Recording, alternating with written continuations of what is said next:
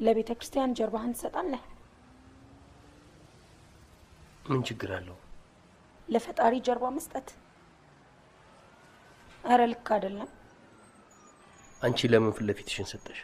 እኔማ ልመናዬን፣ ፍቅሬን፣ ምስጋናዬን ለመግለጽ ነው።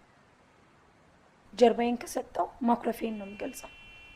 እንዴት እንደምታስቡት እኔ እንጃ እንጂ እኔ ጀርባዬን የምሰጠው ለማምነው ብቻ ነው። ከዚህ ግቢ ውጪ የትም ቦታ ጀርባዬን ሰጥቼ አላውቅም።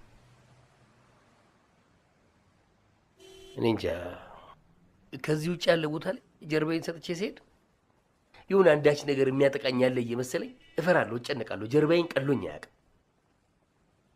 እዚህ ስመጣ